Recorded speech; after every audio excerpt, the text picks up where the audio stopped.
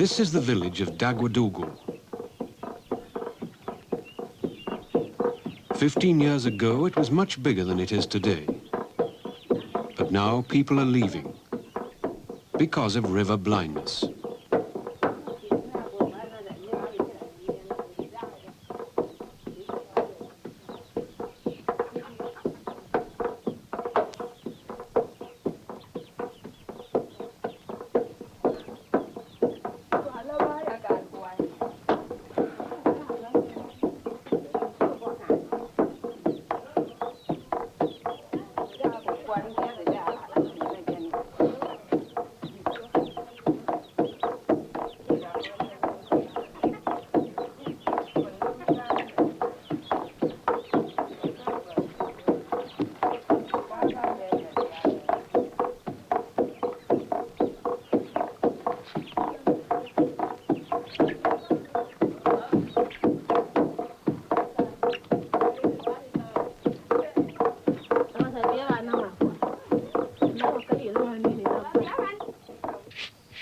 Throughout the entire Volta river basin in West Africa, thousands of people have river blindness or onchocerciasis.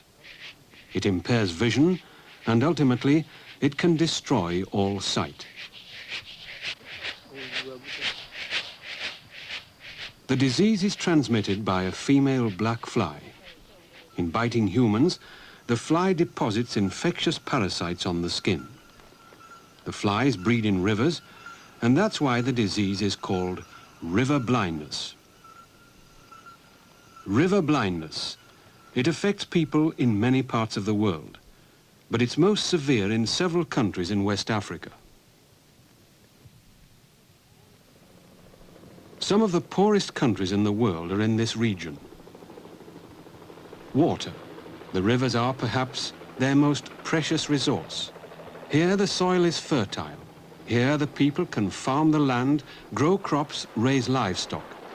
But here in the river valleys, the black fly breeds. It needs fast-moving water in order to reproduce.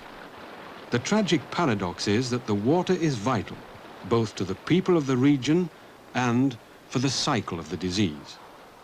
Dr. René Lebert is an entomologist. He has studied the fly's habits for years. In places like this, with fast-running water, the fly is living. The female lays eggs on the leaves, on the grass, and on the rocks, and the larvae develop on this substrate. They become pupae, and the female and males hatch. Afterwards, the female is biting man to suck blood. And here is a female, for example. It takes about 2 to 5 minutes for a fly to suck blood. After this fly is going away, and after 3 or 4 days, this fly is laying eggs in these rapids, on the leaves or on the rocks, and a new generation begins. In northern Ghana, Dr. Nemo works for the Ministry of Health. He knows the disease well. When this fly bites people, it transmits a worm, which we call the onchocerciasis. And this worm is the smaller one. This smaller worm, or the microfilarium, moves in the soft tissues of the human body. And it keeps moving, wandering around until it grows and becomes the adult. And you can get one male, one female, always in a nodule, mating together to produce many of the infant worms. And it's usually these infant worms which cause the trouble. They wander around the eye, produce certain changes, and cause the blindness. Now, with this infection, there's a tremendous itching sensation in the patients. Indeed, some people have committed suicide because of the itching. With the itching, there's a low-grade... Dr. Alfred Buck, an epidemiologist who worked for several years with the World Health Organization, is an expert on the symptoms of the disease. Terms such as elephant skin or presbyoderma from old age skin, because of the appearance of the skin being either that of a similar to an elephant or paper thin, like in old age.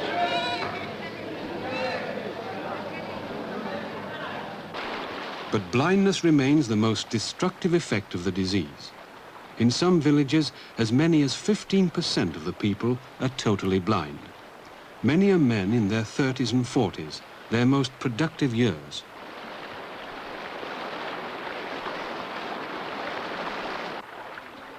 The river valleys are oases in a dry and parched land. The rivers set the very rhythm of existence for the people. To the villages along the red, the white and the black Volta rivers, water is life.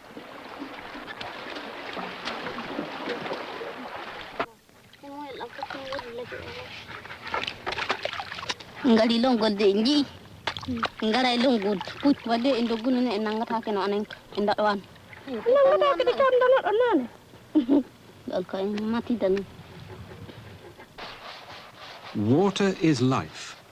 The people in the villages need it, the crops they grow need it, and the animals they raise need it.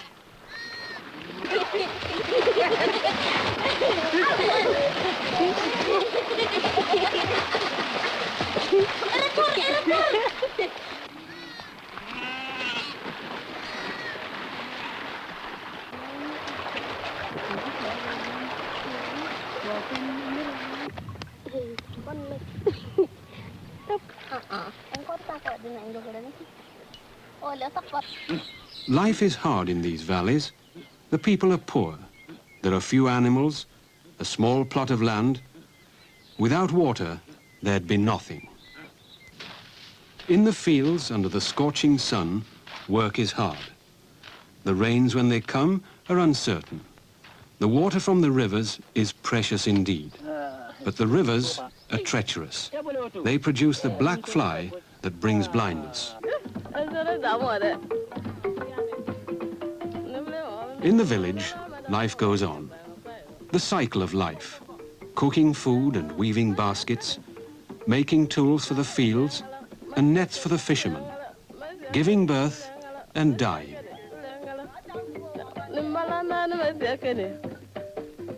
Happy days and days of sadness.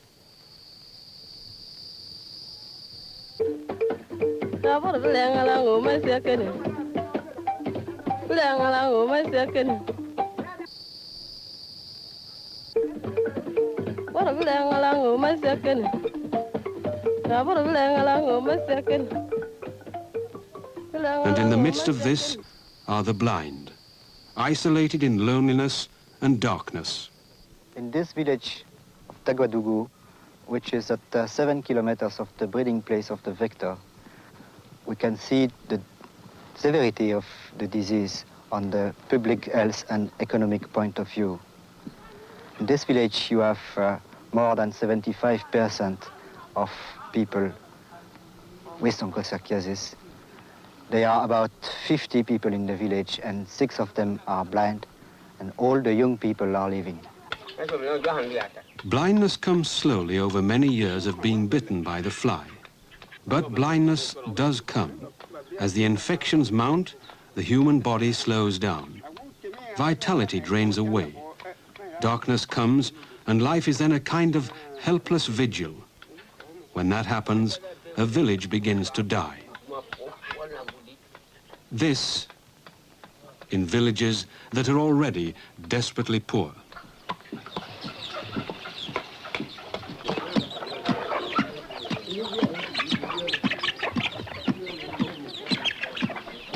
When you have river blindness, you have a lot of people which are blind, but they eat. So the safe people has to work very much for them, for children, for old people, and for blind people.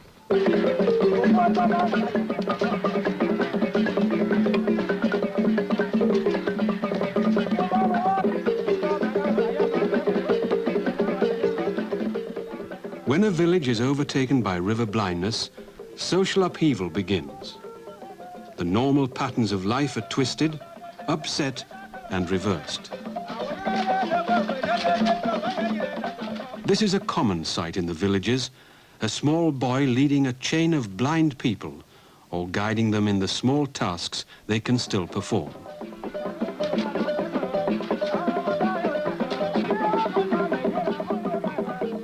Like a person, a village can be healthy or it can be sick.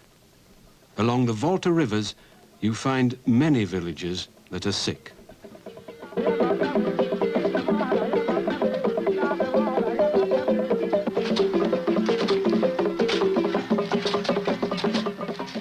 The young people leave as soon as they can.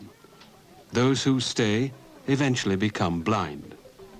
There are fewer marriages and fewer children.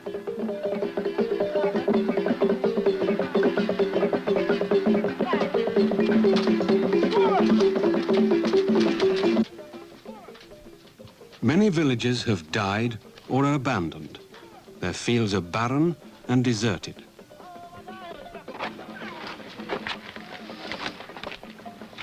Chief Gobrisobra has lived in the village of Fungu on the White Volta all his life. He cannot quite believe that a small black fly robbed him of his eyesight, or the eyesight of 27 of his people in this village of 200. There's an old saying here that the rivers will eat the eyes. To the chief, the disease is another of life's mysteries.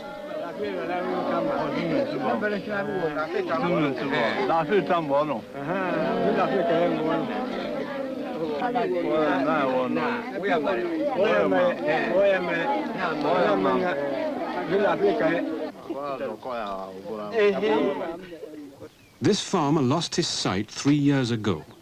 His wife and 3 of his 4 children are either blind or suffering from other diseases. One son is well, age 11. He does the planting, the harvesting, and carries the water from the river. But the telltale bumps on his back and thighs, nodules containing the parasites, indicate that he also has the disease. In time, he too will be blind. One hope for the people of the affected area now lies with an international effort to combat the disease and develop the area. In 1974, a consortium of international and national agencies joined together with the countries of the region to raise funds for a long-term campaign against river blindness. The World Bank was instrumental in launching the program and is the chief fundraiser for the effort. Headquarters of the campaign are in West Africa, in Ouagadougou, the capital of Upper Volta. There, Dr. E.M. Samba is director of the control program.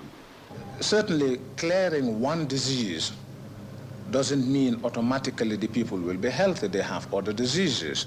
We hope, with the experience we gain in this disease, we shall be able to accelerate the battle against other diseases like malaria, trypanosomiasis, bilharzia, and so on. That needs a lot of hard work, but it's hopeful.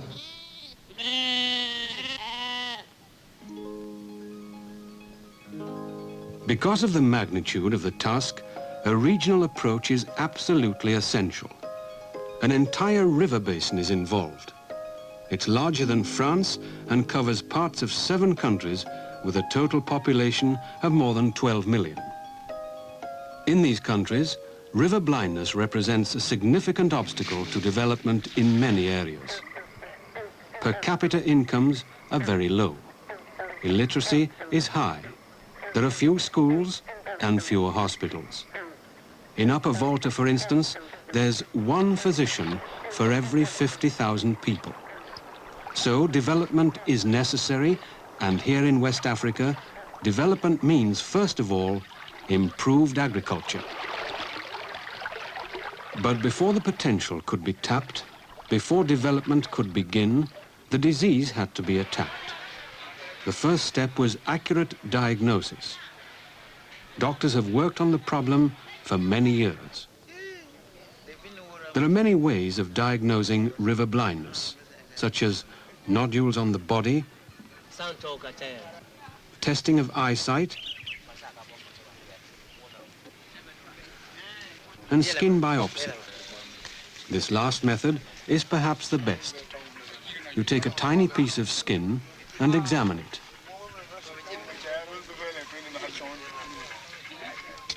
In this piece of skin, there can be larvae worms that can be easily identified with a low-power microscope.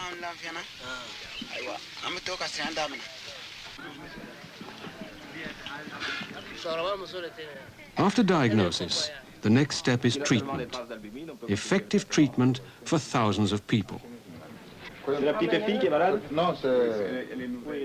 No reliable drug has been developed so far for the treatment of river blindness victims. Several attempts have been made in the past, but unfortunately they had some toxic side effects. Efforts are now being made to develop a safe and reliable drug that can be produced relatively inexpensively and used in mass treatment schemes.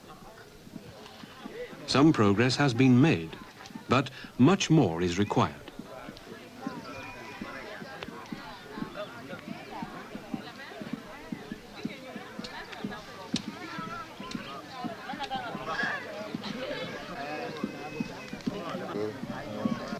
We need in the future certainly some drugs. We need many more insecticides. At the moment, we're depending on one. We need at least 3 or 4 insecticides for continuation phase. We also need to improve the general well-being of the people. If the economy of these countries are improved, the people themselves will be able to look after their own health. The only way to control onchocerciasis is to kill the fly. For that, we put insecticide in the rivers, upflow of the breeding place. At the very beginning, we were treating with DDT by boat or near the bridges and so on. But now we use new methods and new insecticide. This one is the last method we can use, and it can stay over the breeding place and treat it very easily. Efforts to control the fly have been carried out for many years in a certain few areas. There has been much valuable work by FAC, the French aid agency, FED, the European Development Fund, and other agencies. Pilot projects have been done, and now the strategy for controlling the fly is clear. To treat an entire region, several river systems and thousands of streams with insecticides is an enormous task and an enormous responsibility. After much experimentation, insecticides have been found that will kill the larvae of the fly without harming other forms of plant or animal life.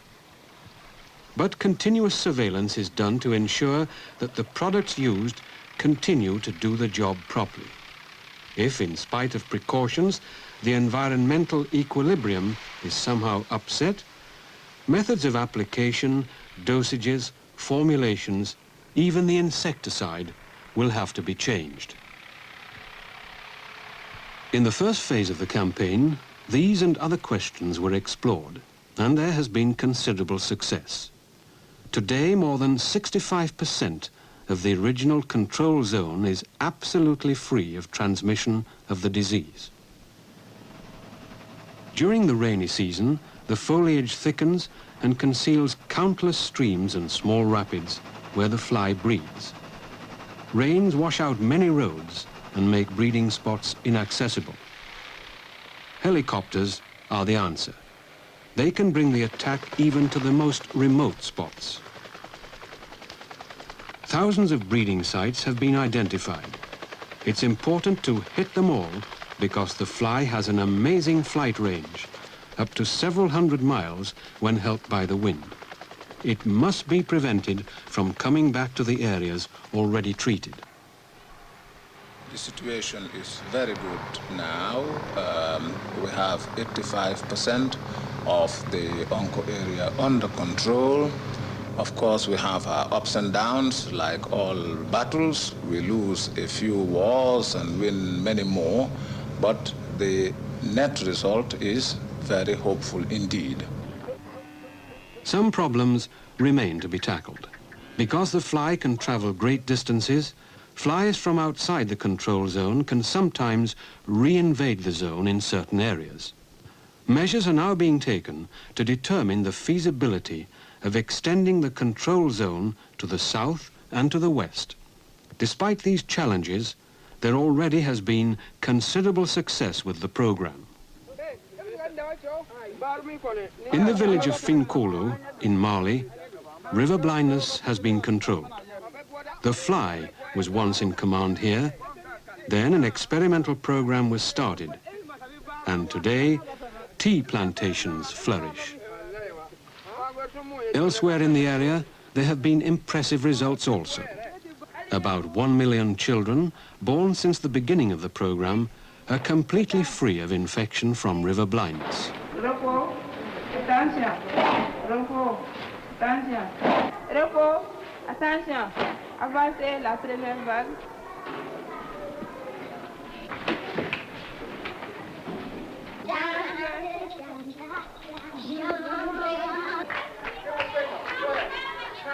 Today, the children of Finkolo go to school and have a chance for a better future. There are still blind people in Finkolo, but there's also hope and new vitality.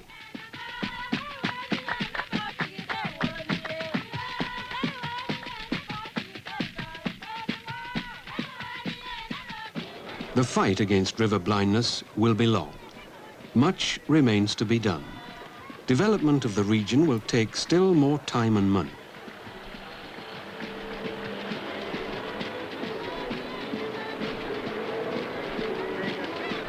To bring people back to the area, to develop roads, schools, irrigation systems and health services will take many years.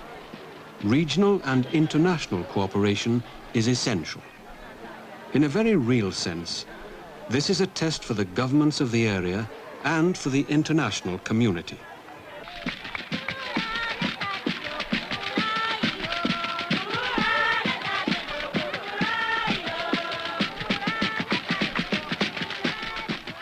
The people of West Africa have energy and will, but they need help. They look to a future where blindness will be rare, where the land will offer hope and prosperity, and where the rivers will bring life again. Me